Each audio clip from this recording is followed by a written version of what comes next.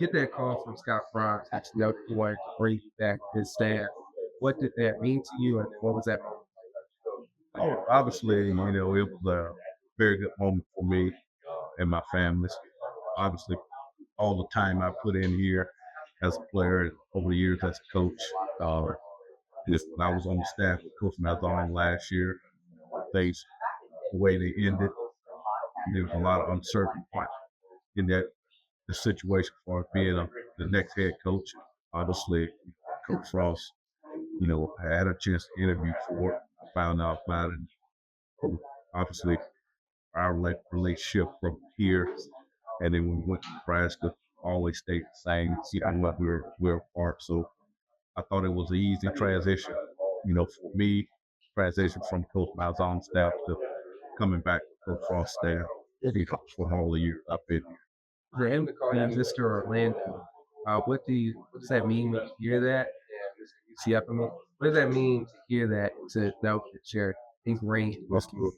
Well, it speaks a lot about my tenure here in Orlando. I came here in 1987, 155 pounds from Florida Beach, Daytona Beach Seagraves.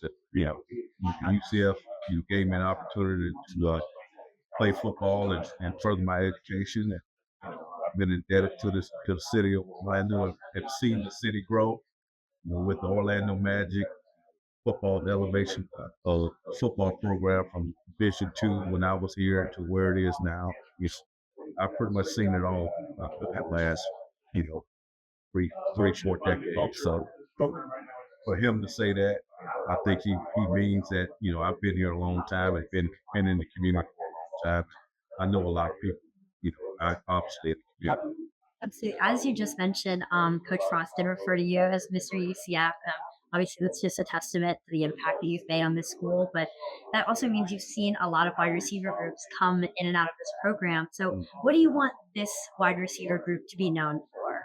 well, I want those guys to be passionate about the game. I want those guys to understand, what the guys have done before them, including myself.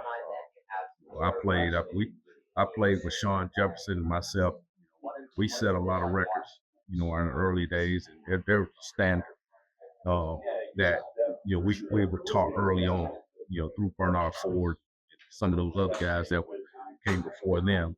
And then as a receivers coach, during the years from '96 when I had Charles Lee, Kenny Clarkson, those guys, there was a standard that was built. And over the years, in the decades being around as a coach, I've coached some great receivers here: Brandon Marshall, Mike Sims, Sean Perriman, you name the top guys I've coached. So I try to relay up the messages, from those guys would be, say, live up to the bill. We're playmakers for a reason. We step on that football field, we make plays, we're going to play hard. If we make a mistake, we're going to come back, and fix it. One of the things I've been harping with these guys is, nobody, thinks that because we don't have experience and get things done this year. That's wrong. I've been in a situation where I had Traquan Smith. He was a conference player of the year. He played as a true freshman. Where he's not going to be able to do anything. Challenge of those guys is, hey, prove people wrong. Go out and execute. Last week, I told those guys, basically told them that I was trying to find 7 to 8 guys, to possibly fit into the rotation. That, anybody, it could be anybody. Right now, we got to start with a group, but the competition should be fierce throughout training. Amazing. Thank you so much. What kind of mentality are you instilling into your players as we look to a season opener? Well, I want those guys to be well-rounded. I want them to understand the game of football. I want them to understand blocking schemes. I want them to understand what we're trying to do in the running game, also in the passing game. Understand situations, third down, red zone, what we're trying to accomplish there. And we spent most of the summer and the spring maybe detailing those things, and now it's just trying to get those guys to understand and take it to another level, as we start to compete for actually winning games. Now is the receiver position change from when you played to today? 'Cause now you got to airing it out all over the field. So does that come with more responsibilities as receivers, learning their route tree and even blocking like they did RJ Arquette? Well, I think it's all still the same. It's, it's just the guys now are bigger, faster, stronger. The game hasn't changed to me over the years. I mean, I played in offense back in my days. I caught 40 passes as a freshman, so we threw it all over the lot then. Just evolved back to where people are throwing the ball. Last year, RJ Auburn ran for all those yards. We didn't do as much in the passing game. I know Coach Frost wants to Coach Cooper actually closer to 50-50 or 60-40, however we break it out that week. But me, I don't think the game has changed. As far as the receiver position, I just think these guys are bigger, faster, stronger. They still got to block and tackle, on offense and defense. All those things, you got to be tough. You got to be able to run crisp routes. You got to be able to get open on third down, understand it in red zone to make plays and keep the ball in your hands for self security. So, biggest thing for me is really teach those guys the different details of everything that we have in our offensive schemes. Get those guys ready to go play if we can.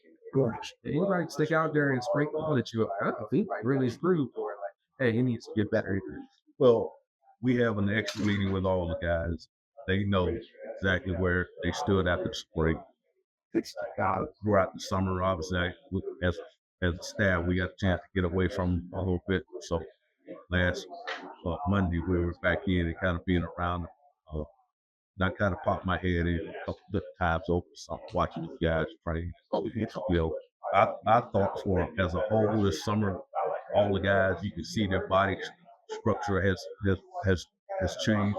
From top to bottom, every single guy in that field has improved, their body. And then also I popped in and watched them run the condition. A lot of those guys, some of those guys also that needed to lean out and get faster and quicker has done that. So, me watching those guys mature and grow, the last couple months outside of spring practice, watching those guys mature, get themselves as they report today, and start out tomorrow. I'm encouraged, obviously, because they're probably the most talented as a whole, as a super receiver that I've ever been. So I'm excited to see those guys. All it is. Now, obviously, we don't have any wide receivers on the roster who have actually caught a pass in a UCF like regular season football game. That make you feel maybe a little behind, or does it make you feel like a nice clean slate to really work with these guys from the bottom up? Yeah, I think it's a clean slate for the guys that are here as a UCF receiver. We call ourselves the playmakers. So whoever comes out, takes the first snap this year, and have an opportunity to make a play, to set the stage for this year and the stat for this year. Whoever that's going to be is going to determine still. There's a lot of capable guys there. Right now, I don't see anybody sticking out as being a guy that I can say, hey, first game you're going to be out there. So I like that because I like things to be competitive. Probably my best group was that Fiesta Bowl receiving crew, and those guys were really close. I rotated the lineup every week with those guys. It was 6, 7 deep, and those guys knew that they all going to play. And I'm trying to build that out of this group here. I want those guys because they're all kind of very similar in what they bring to our offense. Some guys may be a little bit faster, some guys may be a little bit quicker, but for me, as a coach, just trying to identify how I need to make those guys mesh, keep it competitive is a challenge. But I'm excited for it. I'm up for the challenge. Now, as the wide receiver coach, how invested are you in the quarterback race? Well, obviously we have to be invested there. This is different. I've never been in a situation where we've had 3, capable guys that could actually win the job.